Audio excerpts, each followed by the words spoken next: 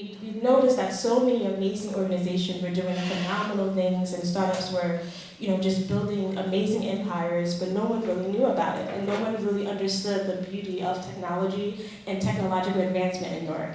So we came in, like I mentioned before, in 2017, and we set upon a mission of just hosting 5 days of amazing activations to inform people about the various things that happen. So we have panel discussions and summits like the one you are attending today, gaming expos, and so much more, which you can find out about by following at Equal Space Co. for our week of events. But yeah, let's definitely get started. So to introduce the first component of the panel, which is the Tomorrow panel, The Future of Technology Now, we are going to have the wonderful Alexandra Bernard-Simmons, who's going to be hosting.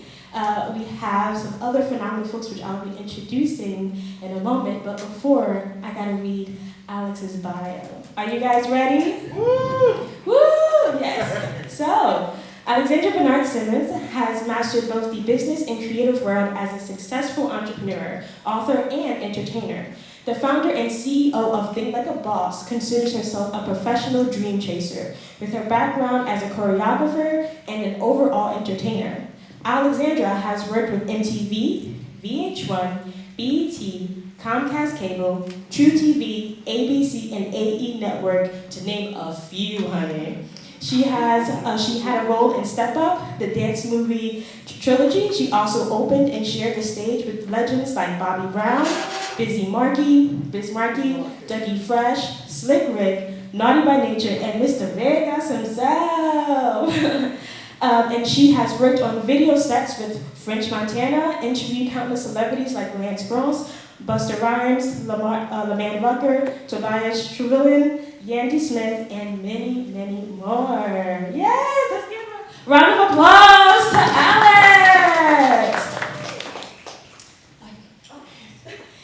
Next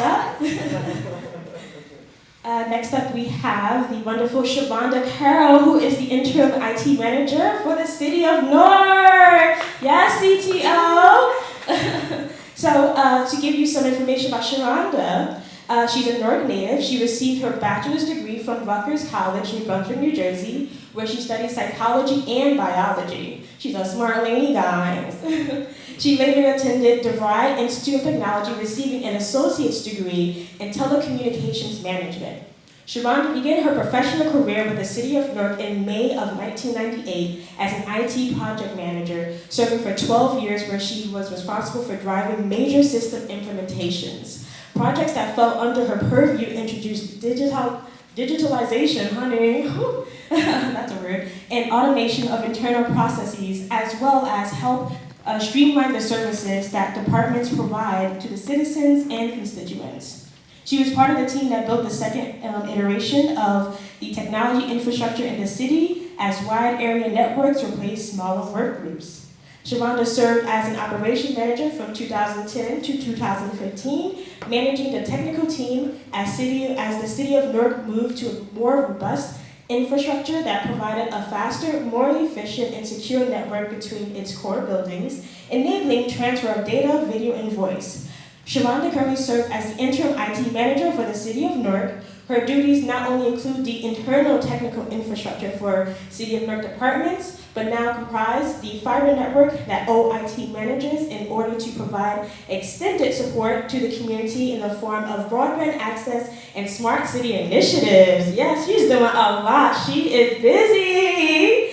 And she has 5 children, including 2 college graduates. Yes, honey, yes, skincare. You have to tell me your skincare regime later. As well as a set of 11-year-old identical twins. Yes, honey. While managing the technology staff, as well as her young family, Shavonda earned a black belt in kickboxing and mixed martial arts. Don't upset her, you guys. She is also a licensed realtor for the state of New Jersey. Let's give it up for Shavonda! Next up, we have the wonderful Jarrell Bernie from the NJEDA. Wonderful Jarrell.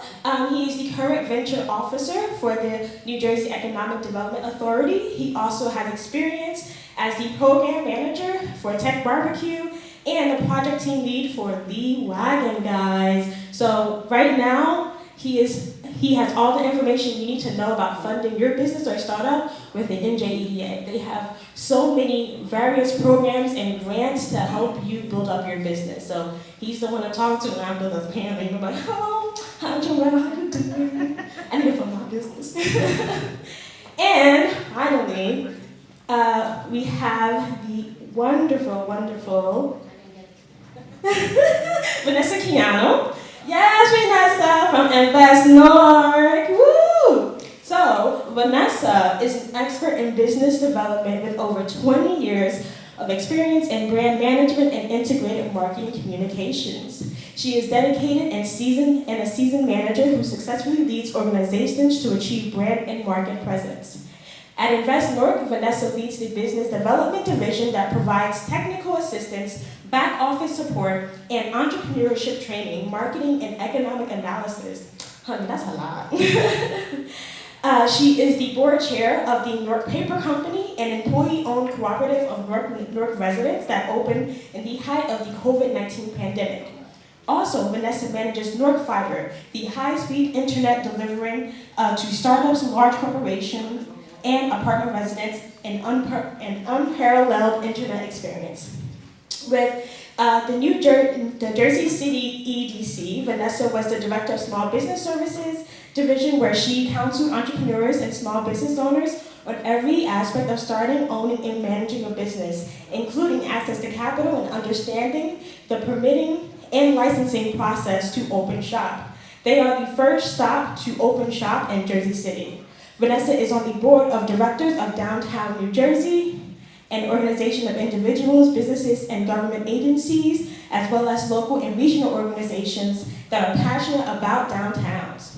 They are the resource for anything regarding the vitality of our downtowns and commercial districts in New Jersey. She serves as the treasurer of the organization. Vanessa Keano holds a master's in public relations and corporate communications from NYU. Yes, she got smiling, guys. And a bachelor's in communications and a certificate in digital marketing from Rutgers University. Give her a round of applause. We have some brilliant people on this panel. You better write down their names, guys. So, without further ado, I'm going to pass this amazing event off to Alex. Thank you, darling. Beautiful introductions. Give it up for this panel one more time. Can we clap it up for them, please? Yes, we have some amazing guys. First of all, before we even start, thank you for all the work that you guys are doing, especially in the city of Newark. We appreciate you. So thank you so much. I know this pandemic has done so much for everyone, not in the best way, but technology has served such a huge role in how we had to adapt during these times. So it's very important that we do have these conversations in regards to how this is going to look in the future. You know, I don't even want to say post-pandemic, right? But I feel like we're still in it, and I don't know when we're getting out. But we just need to know how this technology is going to look moving forward and future of tech now. So let's get into the first question. What does civic technology mean to you? And how does your organization embrace that definition through your work? Who wants to go first? Is this mic working? Yes. Hi, I'm Shavonda Carroll, as you know, and I'm very excited to be here. This is actually my first panel. Oh, okay, welcome. Clap it up for her. So civic technology is where I think is more citizen-centric. So where we want the citizens to be more involved in our decision process and just more engaging. So I'm just going to briefly state what the mayor's goals are. So one of the mayor's goals is to empower the city so that that the citizens have an opportunity to change the trajectory of their lives. He wants them to be educated through pipelines for learning. He wants them to be a safer city through data-based strategies or using data-based strategies. He also wants it to be equitable as far as access to technology is concerned and be more collaborative in our process and build more partnerships. Some of the things that the mayor has done, we have 4311 where it's a call center, so if the residents see something that's wrong, see maybe missed garbage pickups or illegal dumping or graffiti, any issues with the city, they can actually call 4311 and lodge a complaint, which generates a work order. We also have a software called C-Click Fix, but we rebranded it, so it's called Newark Connect. You can take a picture of, let's say, a pothole, and you can submit it. If you submit it, it generates a work order directly to the agency responsible for the repairs. What we are currently working on with the partnership on Bloomberg actually is to create a citizens dashboard. So that way, the citizens can go online, they can see the progress that we're making as far as all those types of complaints are concerned and how we're resolving those complaints and the rate of resolution. We also have an interactive dashboard. We have a few dashboards, couldn't think of it, but one, the mayor's dashboard, is like each department, you'll notice all their key performance indicators on those dashboards, so you can follow the work that they're doing.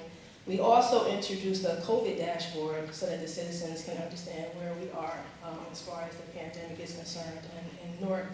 And it's interactive so that they can change, like if they're interested in understanding a certain age range, or they want to compare 2020 to 2001, they can change dates. So it's interactive for them. That's on the Tableau platform.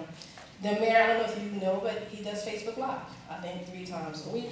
He has a agent 511 messaging system where he messages all the residents about anything that's going on in the city, as well as robocalls. But very exciting, the mayor recently launched Newark 360, and that's an interactive website. And I don't know if you've seen the press release. I think it was just released this week. And actually this Thursday, there's a town meeting, I think on Facebook Live and also on Zoom. And the interactive website will allow residents to take part in our master plan, which is a 10-year, and Vanessa, I think you probably know about this. So it's a 10-year span. So part of it is some of the features that are fun, map my neighborhood.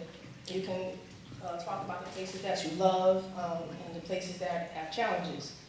Take our survey, what's important to you?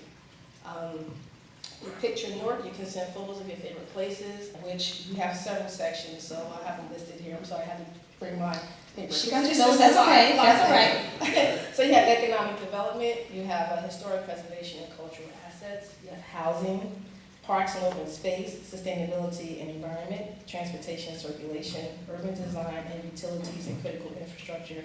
And each section has a set of questions geared just towards that area. And you also have a section that you can suggest, you can make some suggestions. So this way we're engaging with our citizens and our residents, and we want our residents to help us plan for the next 10 years. I love that. All I heard was civic technology means get in there, right?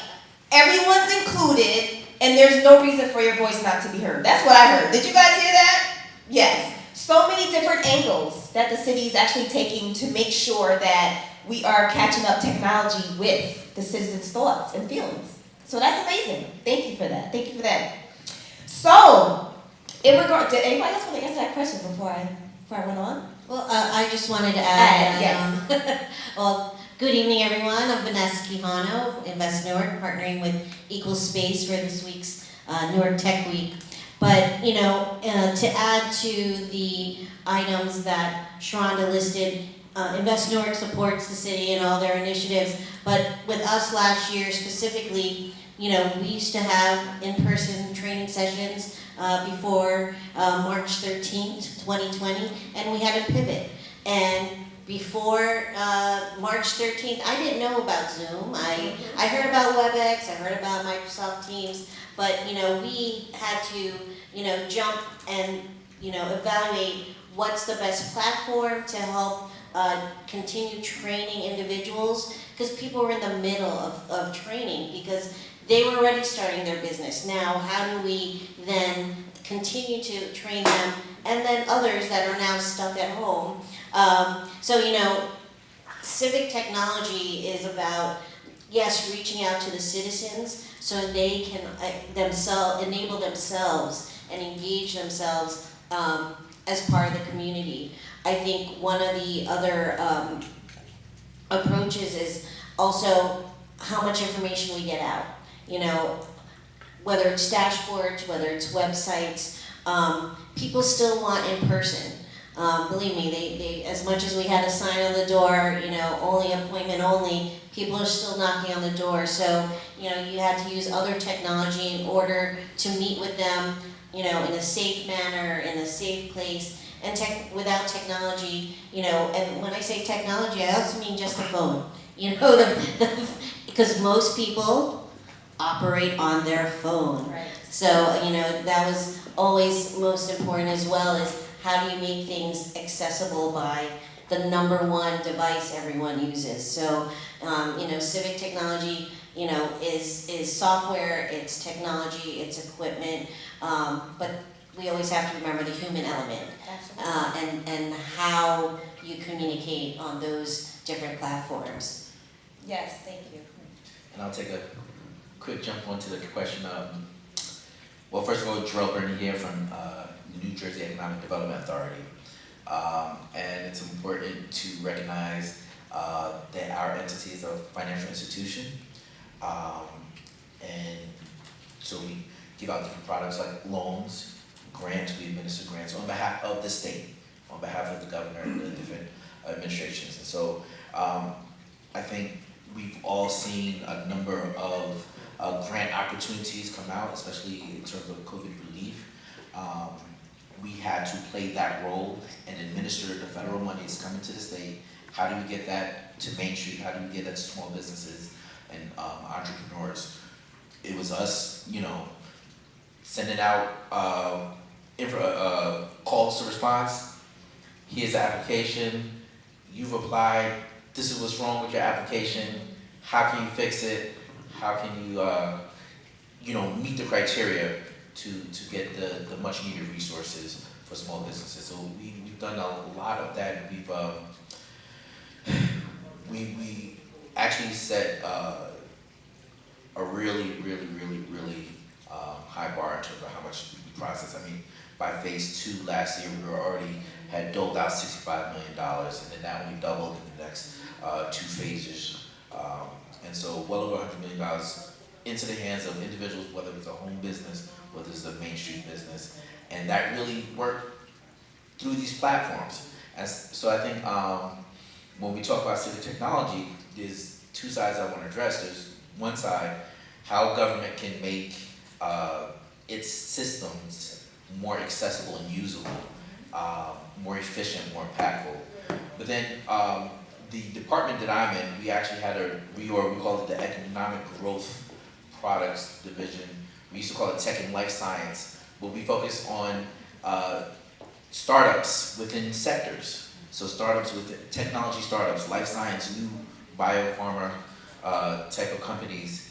And the goal is, if companies are established here and they grow here, then they hire here, and we have a stronger economy, we become a stronger state. And so when I look at civic technology, in my head, kind of like what you heard from what Shavonda said, what I hear is opportunity to bring forth solutions, opportunities to start businesses to help the state grow. And wow, how many businesses actually popped up in 2020, right? I know we do understand that unfortunately within the Black and brown communities, a lot of businesses perish because of the lack of financing or just the lack of getting their paperwork in order to get the financing. So I know that was a big issue, but when a lot of people's back were against the wall, some businesses emerged. And I'm so happy that you guys are actually out here giving out the money, having them understand the process to get that together. So thank you so much for that. But I know you guys touched on it a little bit, but I know your organizations had to adapt and pivot within these times and rely heavily on technology to get to your end user. But please explain to me what other innovations you guys had to go through the pandemic in order to make this happen. All right, I'll start. Interestingly, I started at Invest Newark on February 10th, 2020. Less than a month later, we're working from home. Thankfully, we have laptops. But as I was in charge of business development and entrepreneurial training, and a lot more than I originally realized coming in the door. As I mentioned, we had to evaluate technology that we can continue our training. I assisted with the mayor's office when he needed to communicate because the city didn't have the technology right away. So we were able to share that technology so we can have the community meetings with small businesses, with churches, with teachers. So it was, that was one of the changes. And then luckily, or I want to say fortunately, we came back to the office in June 2020 because we realized how much we need to help businesses. And also, as much as we were working from home, that was feasible, but we needed to also work together, be in person, get out to the businesses that didn't have technology at home. A lot of businesses, their computers were at the office, or should I say at their business, at the brick and mortar, or their computer is now being used by 2 children for homeschooling. So we needed, not only did we need to go in person to businesses, we also then had to deliver their paperwork to City Hall because City Hall was shut down to the public, so they had to use us as, a conduit.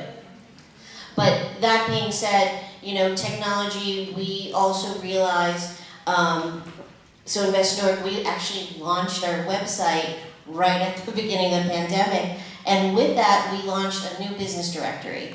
A business directory so people can find Newark businesses all in one spot. Because what we had were some of the larger companies calling us and going, we need cleaning people, we need we need to get plexiglass up. We need to get furniture or equipment out to people's homes. Who should we contact? And that's where we said use the business directory. Those are all local businesses. Because one of the things we at Invest Newark, we're also looking to make sure that people buy in Newark, especially our anchor businesses. So as their workforce still has not returned, they still reach out to us and say, all right, who can we reach to support and locally, even though our workforce isn't there. So the business directory was a prime way of people, free advertising. We're not charging businesses to list themselves. You can even put a promotion, a discount program on there. So if you go to our business directory, you can add yourselves. And then, the developers, the large companies have a place to go and go, all right, this is in the North Ward, this is downtown. Also a way for them to spread the business throughout Newark. We also created a procurement portal.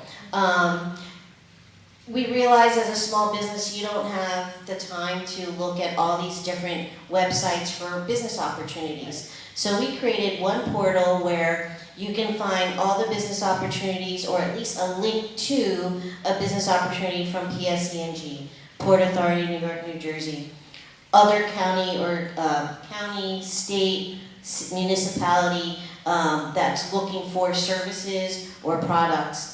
So we found that creating these portals, the business directory, were 2 important resources to make available to help businesses and also to raise opportunities for small businesses where large companies can be purchasing from Newark businesses. Absolutely, that's amazing. Amazing. Yeah, I'll just jump on that. It's a lot of our work overlaps on different levels, right? And to get any particular program going, a lot of times you need more collaboration. And I think that was really a space where the EDA thrived.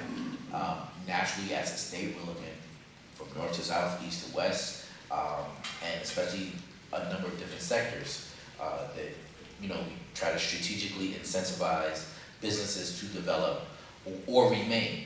And so, in response to COVID, there were just a slew of programs that had to be created, like the Entrepreneur Support Program and other programs similar where they were either business loans or they were grace periods, because we do financial products, so there are loans, there's terms, there's interest, there's fines. And so, believe it or not, some of the innovation that needed to take place was sometimes it was just the grace to say, hey, we can't be the one that's gonna, squash the struggling business. Let's push the terms back. Phase 1, it was a particular criteria. Phase 2, it was a broader criteria. Phase 3, it was a broader criteria. You may have seen some of the announcements. There's now different things for art spaces or and event spaces. Now there's something for culinary, for restaurants, because throughout this pandemic, certain sectors suffered more or were not eligible for some of these grants. And so being able to reevaluate who's actually getting money, how they're getting it, is it enough? There was a lot of program evaluation and a lot of new programs to further incentivize businesses to remain, to stay open, or to just survive, but also to come in and bring more resources, which we're pretty excited because a lot of things coming down the pipeline that will offer. Our number one goal is more jobs in New Jersey. Well, our experience, of course, was different because we have to support 3,000 employees and we have to continue to support the residents. And it's funny that you said you came to Invest Newark in February of 2020. I came back to IET February 2nd, and I was the project manager. And when the pandemic occurred, there were a few projects that I didn't work on. The first thing we had to do was to create a mobile workforce and support that mobile workforce. So we had to purchase mobile devices. So we over 200 laptops, tablets, cell phones, VPN licenses. Luckily we had a voice over IP solution, so we took that solution and we had to forward all the calls to everyone's phone. We have a Cisco IP communicator, which allowed us to create soft phones on people's laptops so that they can still work remotely. We had to set up call centers or hotlines for city food voucher programs. I think they gave out over 1 million meals. The COVID hotline, health call center, and Shani Baraka Center. So all the hotlines had to be set up. Web conferencing, we had to do virtual court sessions, which we're still doing now. And then training sessions. At the time, I was implementing a time and attendance system, which was a hosted solution. And it was actually great for me. I hadn't really dealt with Zoom, like you said, Vanessa, but I learned Zoom quickly because it's very easy. And I trained all of my users using Zoom. And I found that that was the best way to train because it's as if you're over their shoulder and they can share their desktop and I'm watching them do, go through the functions. So I found that was great. We also worked with Invest Newark as well to support remote learning because our underserved community didn't have access. So even though I think the mayor helped give reduced internet access to a lot of the citizens and give hotspots out, a lot of the kids were still left out. So we expanded our fiber reach to all the rec centers, and that's where the kids went to do remote learning. And we introduced the COVID dashboard, of course, was introduced, the pandemic, of course. What we also did was we subscribed to a national database for hospitalization and mobility data. So we were able to get a lot of information. All that information is on our website to help us just make decisions, about what to do, how to respond, and how to prevent the spread. We also had to improve our security posture. So one thing we did was multi-factor authentication on different online applications. We use Skill Signal, which is if you go to a doctor's office, they ask you, 7 questions. Have you been exposed to anyone? Have you been out of the country? We have an application called Skill Signal, which is on your phone, and you answer the questions, and if you answer correctly, you'll get a green bar, and then you're able to access the city. We also have the temperature scanners. It was just very different, and also watching the mayor go through the pain of it. It was very sad. He was growing pains. Very, very, very sad. But I think we were going to mention how what does it do for us as far as our technology initiatives? It fast-tracked them. So we were already considering hosted solutions and moving our applications to the cloud. So we're using Amazon's and AWS cloud, and we're looking forward to incorporating predictive analysis using our mobility data so that can help us with Well, I think we're gonna talk about that a little bit. No, you're already into the next question, so you might as well go ahead. So it was basically, the next question was gonna be, how are you guys making Newark a competitive tech-enabled city? So that's exactly what you started with. Well, with the cloud solutions, well, we already have our time and attendance on our HR solution in the cloud, but finance is moving to e-procurement, and it will make it much easier for vendors to go through the bid process and just, work back and forth with finance online. So that's something that we're implementing now. We're also looking at an enterprise electronic signature solution, and expanding broadband as much as we can through the communities through other partnerships. And like I said, with Vanessa's company, Invest Newark, we're working with them, we're working with Rutgers, so we're working with different partners to expand the reach, further into the communities. So those are some of the things that we're working on. Smart city initiatives, we're looking at putting air quality sensors up. Right now, we're just testing for them. We have a link kiosk system, which gives a lot of basic functions to the residents. It also gives a free Wi-Fi to the residents. So any other IoT devices, we're looking at all of that now, so you will start to see things happening around Newark. Our open data portal, we're adding more APIs to that. I already mentioned artificial intelligence, adaptive traffic lights, we're working with that. And we institute our innovations team, and hopefully we'll include some community members so that we can understand what the needs are as far as smart city initiatives and how we can improve the quality of life for our residents. I love it. That's amazing. Jarrell, the next question is for you. Please inform the audience of the various NJEDA tech-focused programs and grants offered to help techpreneurs build sustainable businesses. Sure. That's a big question, and I'll approach it in this way. Recognize who the EDA is.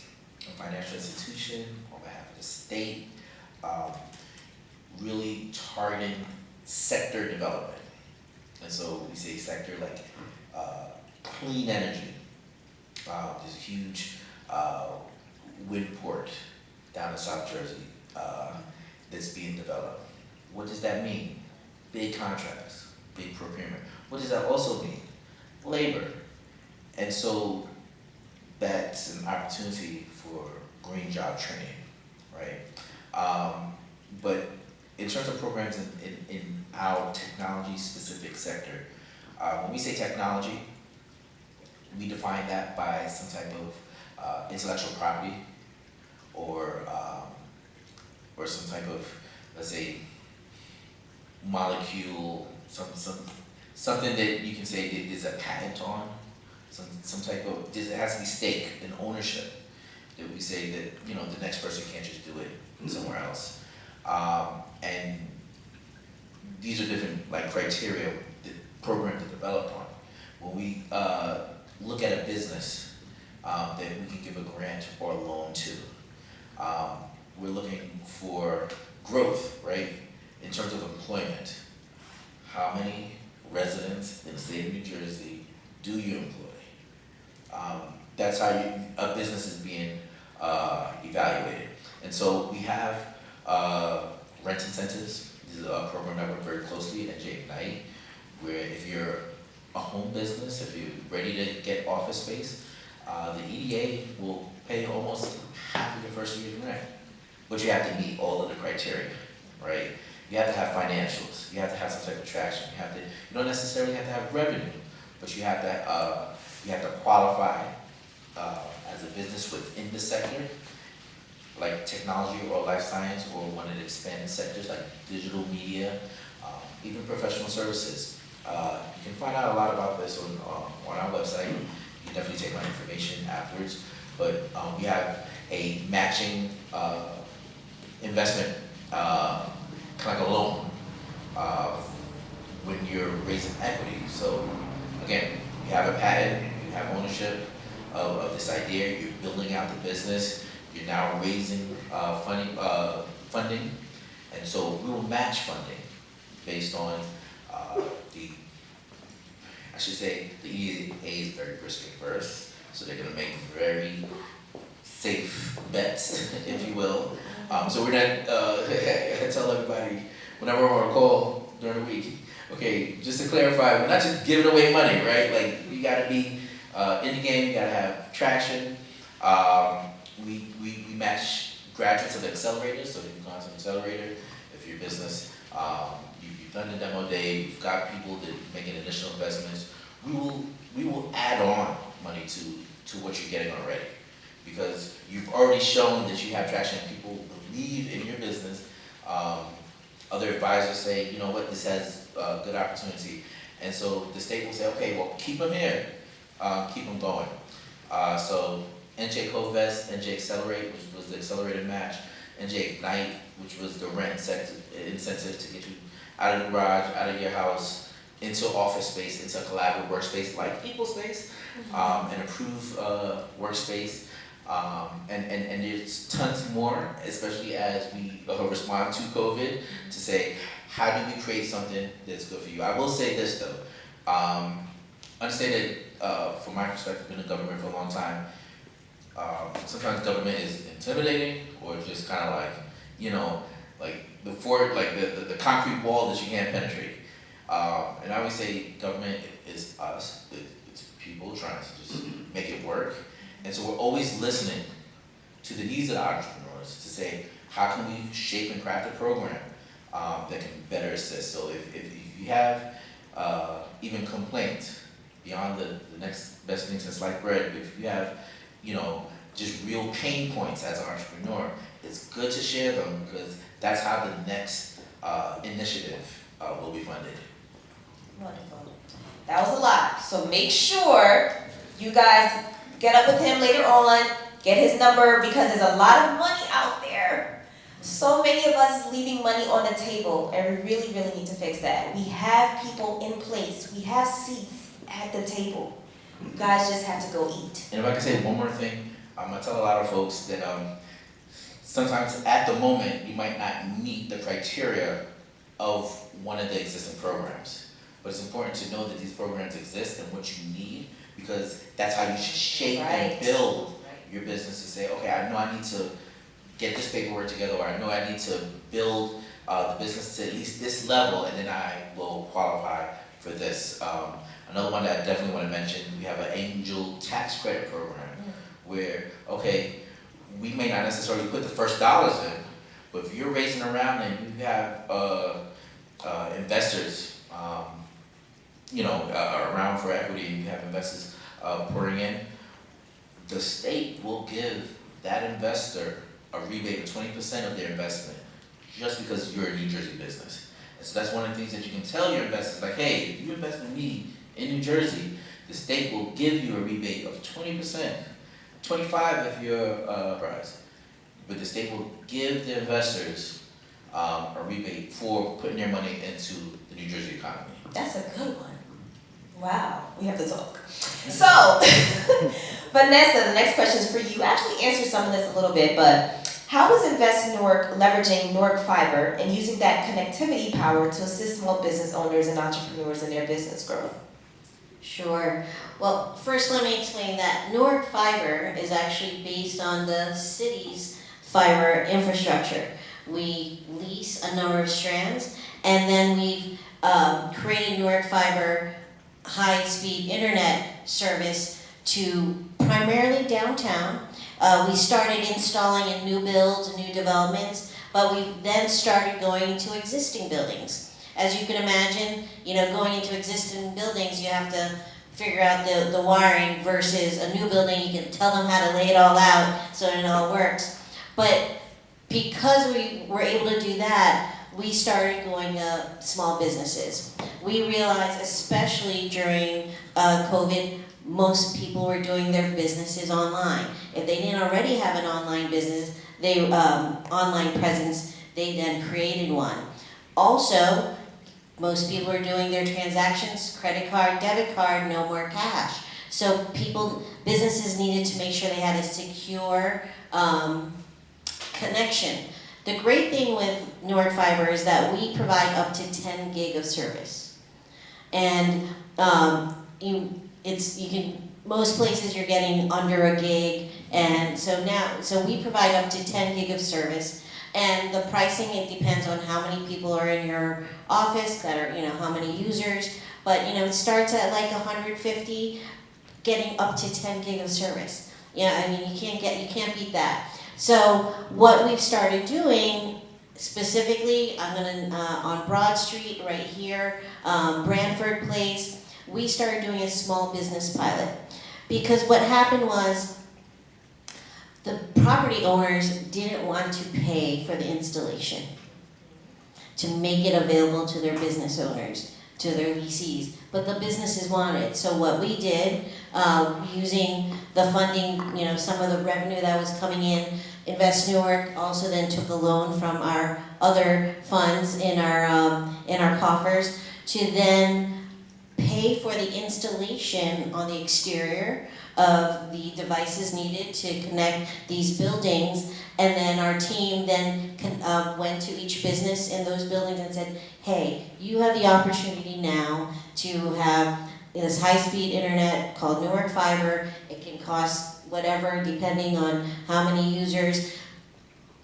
And they're like, that's all, versus the 256 mega bytes I get with my Verizon plan or my Comcast plan, and that doesn't include all the other packages you have to get in order just to get internet. So people are jumping on. We started this in, we thought of this last year, and we launched it earlier this year in May, and we have up to 20 businesses so far. We've just covered 2 blocks and right across from City Hall, and now that this was our pilot to see how we can do it, now we know how much it costs, and we're going to be growing it throughout, not just here in the Central Ward, but all throughout Newark. That's so important. Thank you for that. And we have one more question. This one's a little fun. So, she said, What tech tool or gadget from any show or book you would like to have in your back pocket? Who wants to go first? I'll go so no one takes mine. Right. So growing up, I was always a Knight Rider, Michael Knight Yes. fan. You can find it on Hulu now. Listen, parking is getting so hard, in Newark especially. If I could just, from my watch, have my car parked and come, and it seems like the technology is coming here, I'd take that. That's a good one. Especially for parking. That's a good one. Come and get me, I'm done. Who else wants to go? Okay, I'm thinking about it. I think what gadget, I'm not sure, but a gadget that I have, like you said, is watch. I have my phone with me all the time.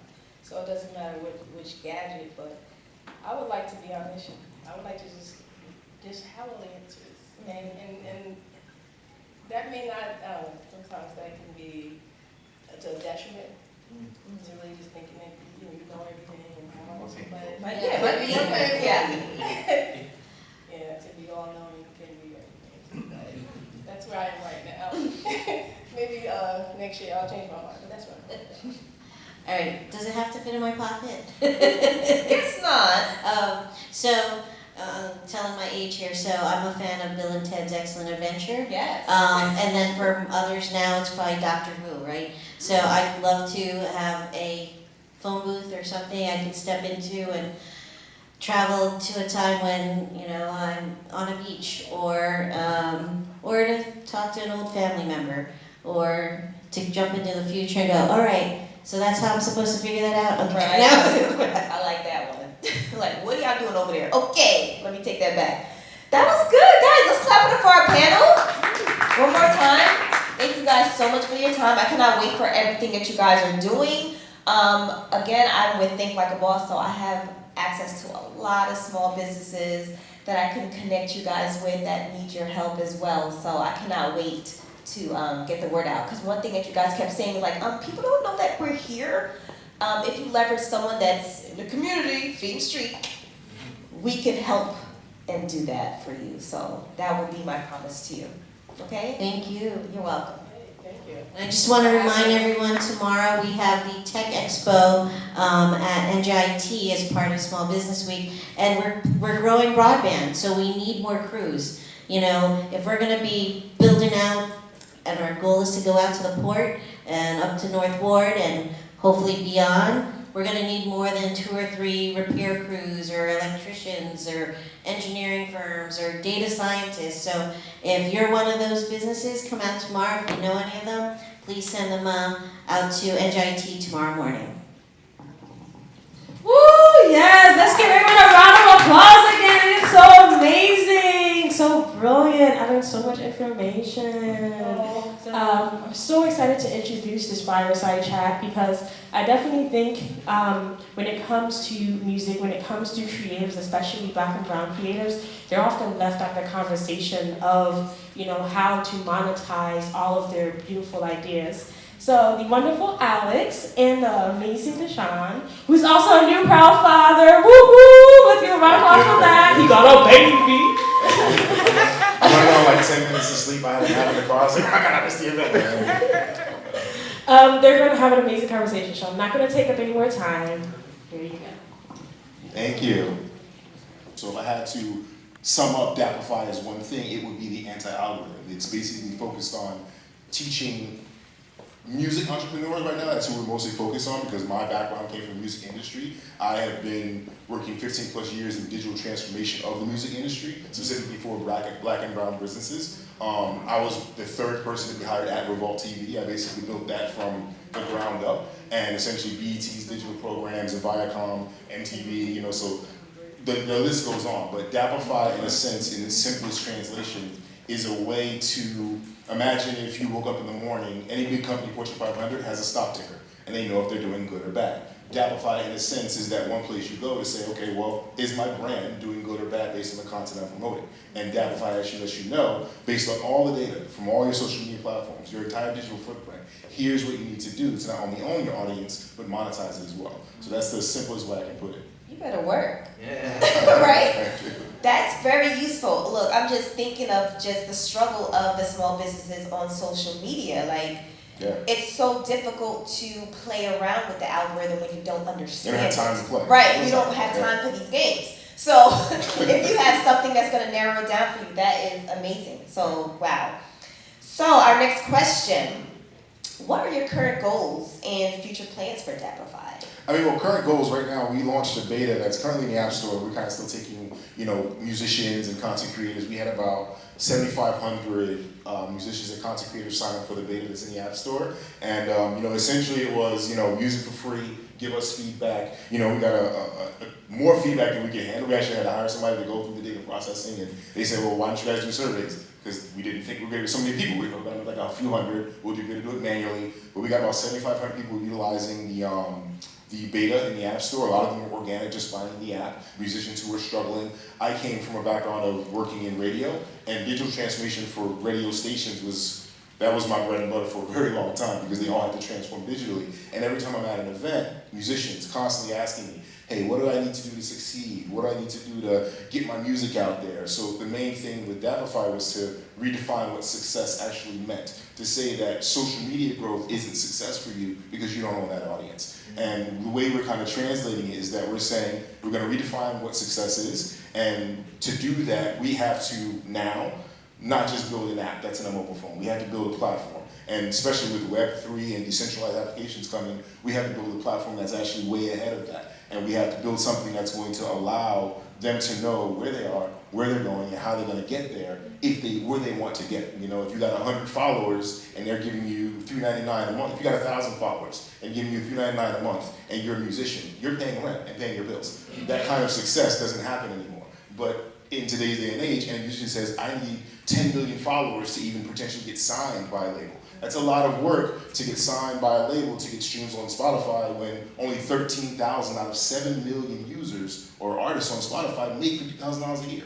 Only 13,000 out of 7 million. So even a record deal is kind of pointless these days if you don't own your audience. You know, and what we're doing is we're basically putting our foot down, and our culture is ownership, and we're moving from digital ownership into looking at how we can integrate NFTs. We launched a test. It was called the Red Pill NFT. We were basically kind of red pill from Matrix, representing freedom from the music industry, etc.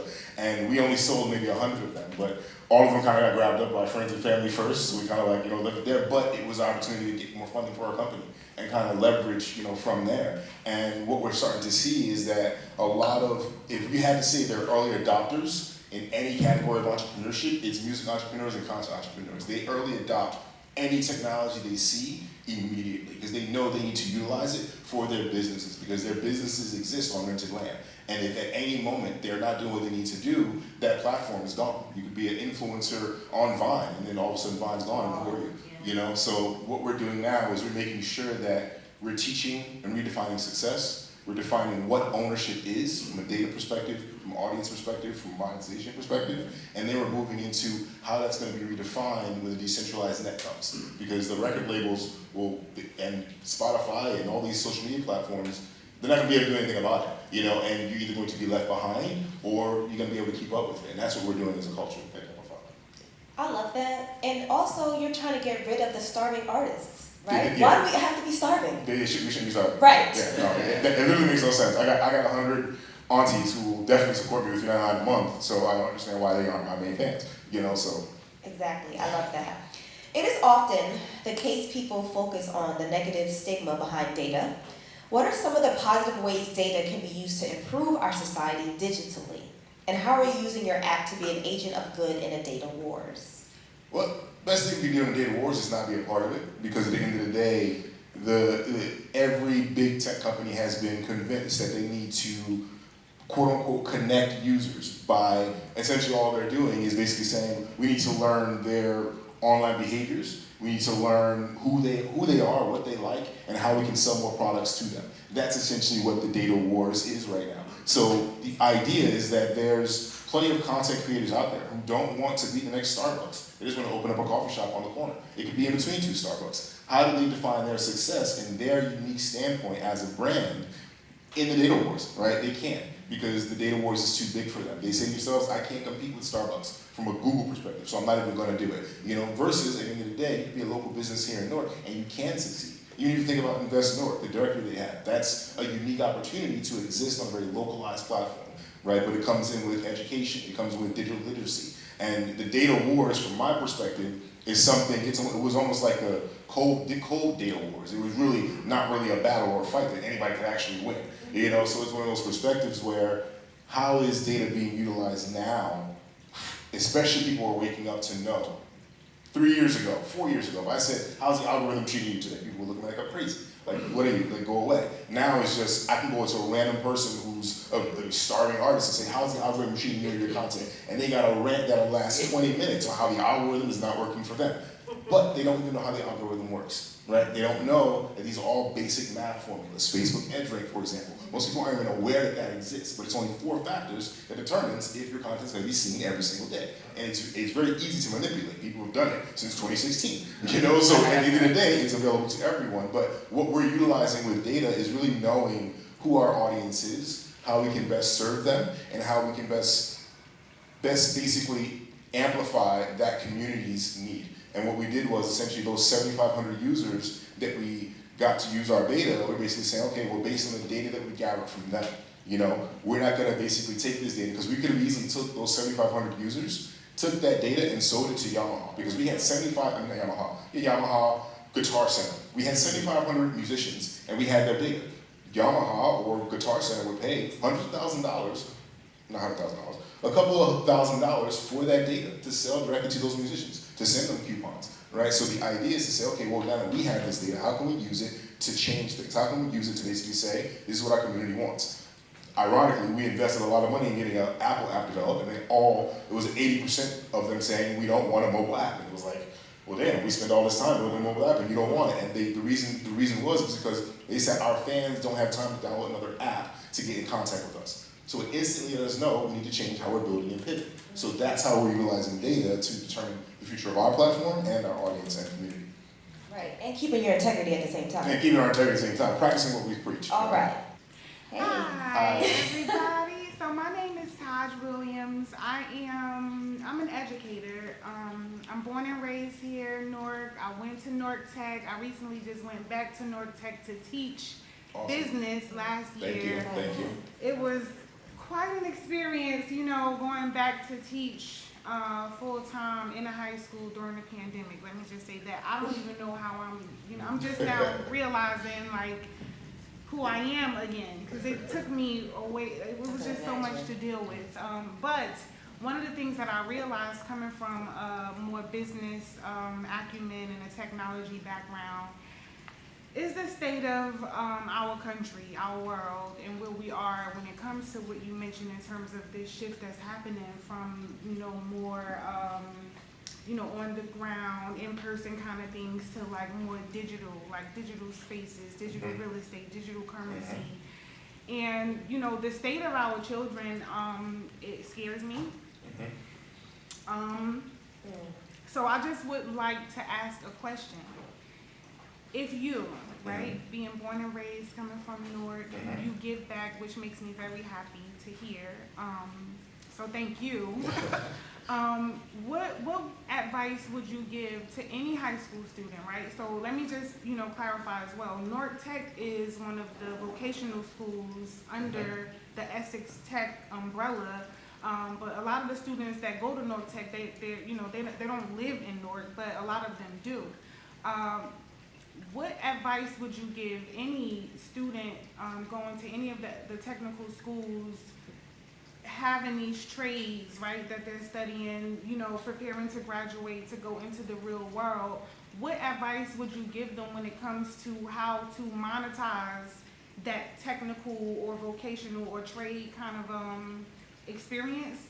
What digital or anything digital, what advice would you give to them in terms of how to monetize their knowledge or monetize their profession? Yeah, I mean, the first thing is, and every time I talk to high school students, I ask them, what's a job at Facebook? What's a job at Twitter? What's a job at Walmart? What's a job at Louis Vuitton? And the one thing that they're not aware of when it comes to digital literacy and what's happening in the bigger space of big tech is that they automatically don't think they can work at that company. That's the first barrier, right? And when I explain to them, no, I just finished training 12 people and they're all making $70,000 a year. One just does Facebook, one just does Twitter, and one does Instagram. They make $70,000 each. That's all they do. And it's at the end of the day, it's really them being aware. That's the first barrier. And once they're aware that, well, I already have that technical ability, I'd be killing it on TikTok, right? And they say to themselves, well, this is a service that I could hire out. Yeah, any vocation you learn, whether it be because of school or because something you're interested in, someone will pay you to do it, right? And I think that's the first barrier, really just letting them know there's a world out there, actually there's a world in your phone that you can learn from, right? We don't have access to all this information for nothing, right? But unless you know what to Google, you won't ever Google it. So for me, whenever I talk to high school students, it's really just, it's awareness, right? It's awareness of them knowing that there's a way for them to utilize things that they know, that they're good at, that they want to learn, that they want to do, that they can, right? And I think that's, for me, from a technical perspective, I could teach them thousands of technical things, but just knowing that they could work at one of these companies. They could be a vice president at Google and not know anything about technology. They could be one of the co-founders of Apple and not be a computer programmer, right? That's the first barrier. So whenever I talk to high school students, especially here in Newark, that's the first thing I do, and it's always one of those things where it's like, I go through all of this and they're all just sitting there and they're like, all right, he's talking about all this technical stuff and I'm from the hood too, and you're like, oh my God, I'm tired of hearing this. But it's just like, well, how many of you on TikTok? Oh, you on TikTok right now while I'm talking, right? People get paid to do that, and once they start to get it, it's like, oh, well, how do I get paid to do that? So it's like, at the end of the day, I think that's the biggest barrier, just making sure you take the veil of big tech down. And the way we're moving towards a decentralized web, we're moving towards, these kids understanding that, they have skills I can't keep up with them sometimes because they're just so fast and understand. I got a 5-year-old cousin who's playing Roblox. I'm like, well, what's Roblox? And I'm looking at it and I'm trying to understand, and she's explaining it to me, and she's fine. And she's investing in digital avatars. And I'm like, you just sold a digital avatar to who? I don't know, this guy in Ohio. Like, this is awesome, So I think the barrier is really understanding and knowing that they're not limited because of who they are. They actually have an advantage. So that's the first thing I go with, before I go with anything technical. No, So, thank you. welcome.